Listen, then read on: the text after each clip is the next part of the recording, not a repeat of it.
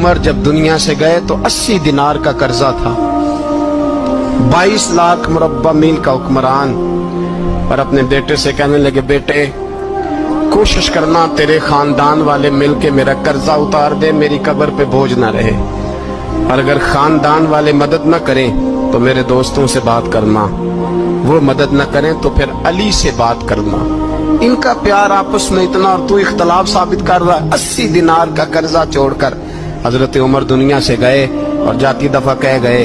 میرے بعد میرے بچوں کو حکومت کے مشورے میں بھی شامل نہ کرنا، حکومت کے مشورے میں بھی میری اولاد شامل نہ ہو۔ اتنا بڑا شخص اتنا بڑا رنگ دے کے یکم محرم کو جب عمر فاروق کا وصال ہوا تو بیٹے سے کہنے لگے اماں عائشہ سے جا کے کہو میرا بھی نبی پاک کے روضے میں دفن ہونے کو دل کرتا ہے۔ ایک قبر کی جگہ ہے اماں جی نے اپنے لیے رکھی ہے، بخاری ہے، بخاری،